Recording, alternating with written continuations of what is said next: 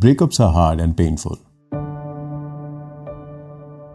and it takes time, and one has to go through periods of loneliness. And no matter how much you try, how hard you try, it is so much difficult to let go of someone, even when you know that this relationship is already over.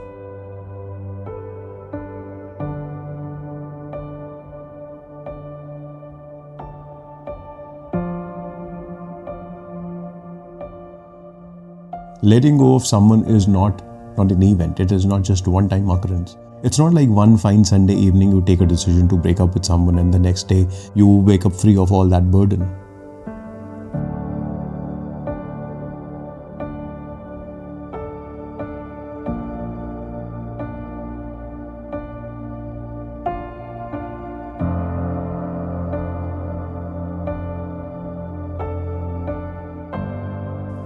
It is often a very slow and a quiet process where you're trying to untangle the cords of your experiences together, your memories together.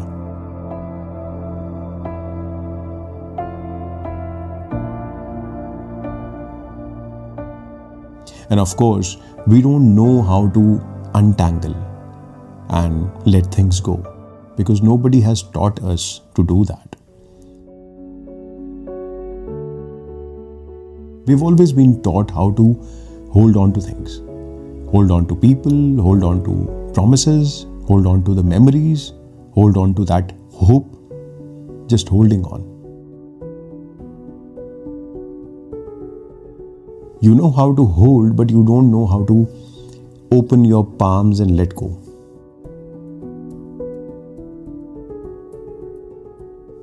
The first thing to understand in this kind of a situation is when you're going through something like this is letting go is not about forgetting somebody.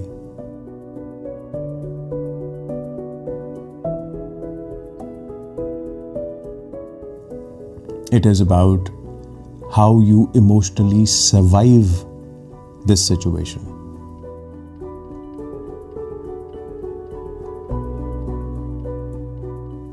If, let's say, you are swimming and the river changes its direction, you wouldn't know what to do, right?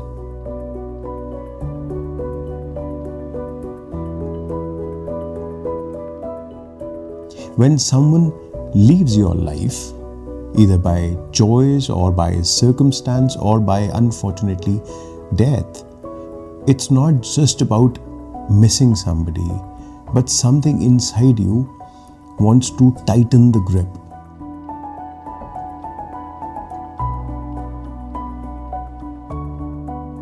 Heartbreak does something really strange, something not very pleasing, and we want to avoid that kind of a feeling, of course.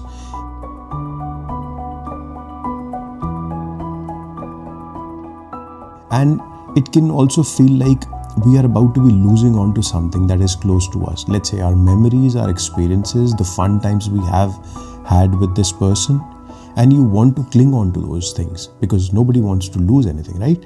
You make your grip tighter, trying not to let it skip your hands.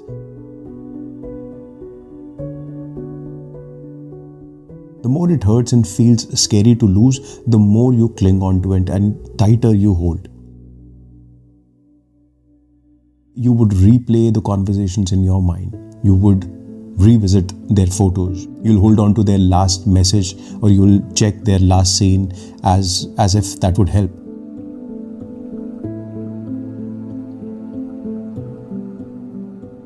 And it all feels natural, doesn't it? But the paradox is, the pain that you do not want to feel makes you emotionally clench to those memories.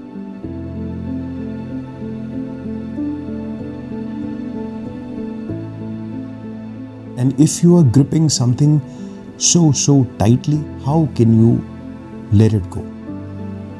How can you release something that you are so tightly holding on to?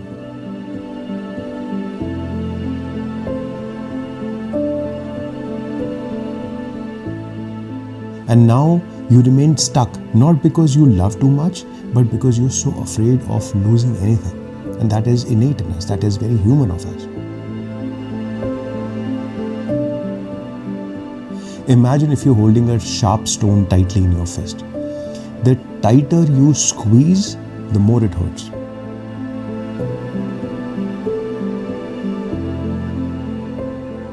And if you want to ease the pain, the only possible way is by opening your palm.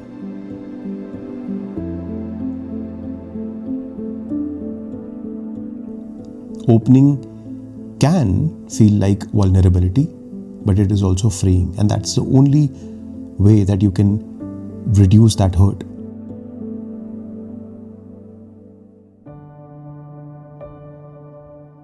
A lot of people try, there is another alternative. They force themselves to do it. They will delete the numbers, they would try to block the accounts and distract themselves with partying and clubbing and shopping and doing whatever. But can force ever dissolve attachment? It can only hide it for some time. Attachment is not about the person. Attachment is never about that person. It is about what they meant to you.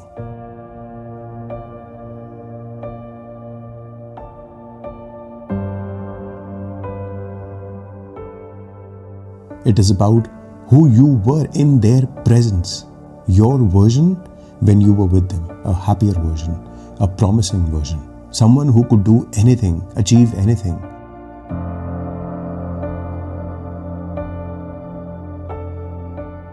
And then it is also about the future that you imagined with this person together, the comfort you felt around them, what they made you feel. And when you lose someone, you don't lose them.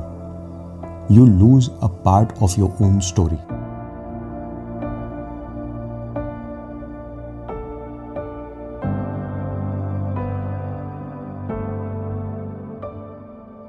And you don't want to do that.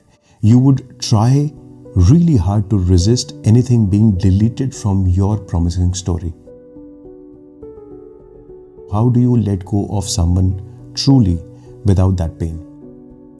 You cannot fight the memory, but you can change the emotion around it. When you think of a memory together, it usually comes wrapped in emotions such as sadness. It can be anger, regret, or longing, or something like that. Now, these emotions create a sort of tension, and tension creates grip. If you can allow other emotions to enter, they can slowly fill the space. If you could somehow cultivate emotions, other emotions such as gratitude and acceptance and compassion, something inside you begins to relax a little.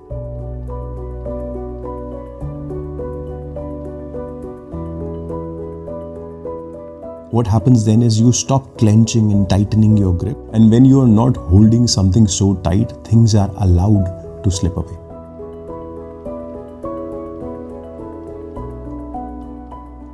Isn't that what we want? A smooth fading away of that person's memory and associated emotions that could somehow slip away?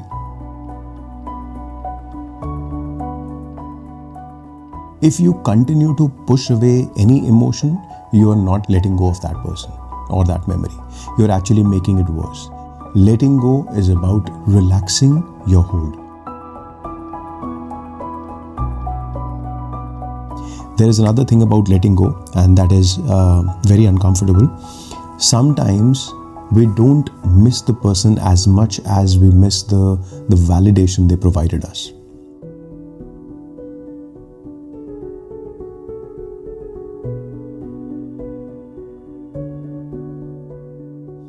Let's say the feeling of being chosen, the feeling of being understood, being needed.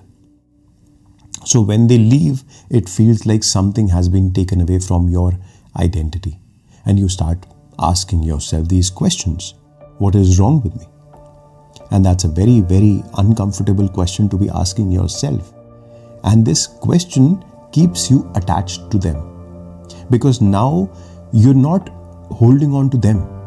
You're holding on to a need for closure, a need for your own identity. You don't need them or anyone to tell you what you're worth or if you're worthy at all.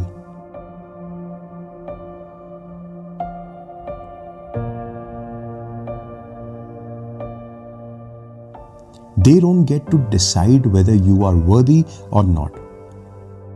You decide that.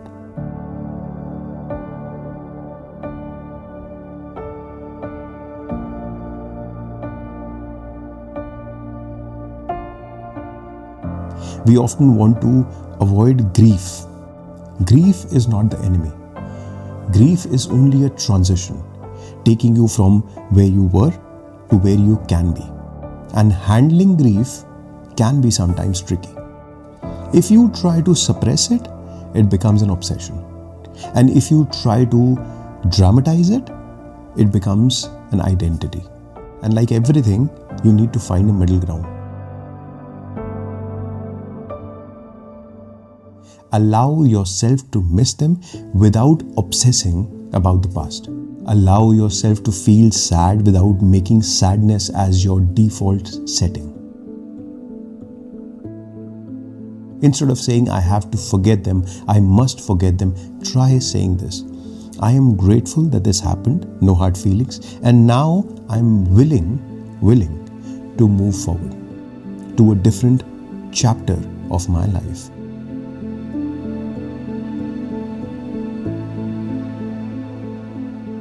Gratitude does not mean that it did not hurt. It just means that you are mature enough to see that even this pain had a meaning. It becomes easy and you become capable of handling this breakup or this separation. When you say this experience did change things, you're saying it reshaped my life, but this experience will not define what my life should be in the future.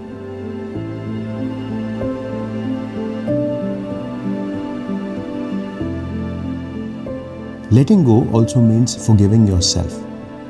We need to stop punishing ourselves for loving someone deeply or for ignoring the red flags that we ignored or that you hoped too much from this relationship. Blaming oneself and harming oneself emotionally by blaming is not a sign of wisdom.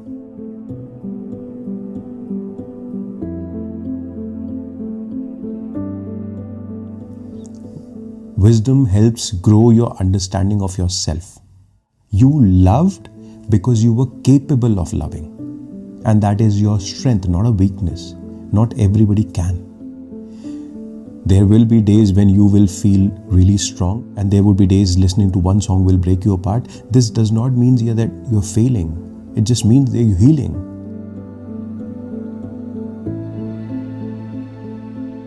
Healing is never linear.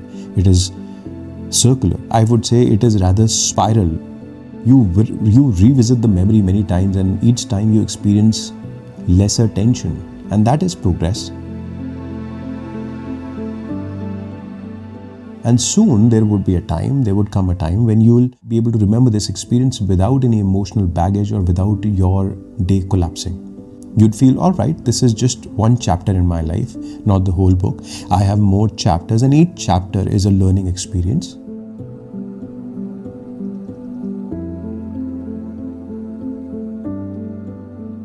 Letting go is not absence of memory. It is absence of that emotional grip, that tightening.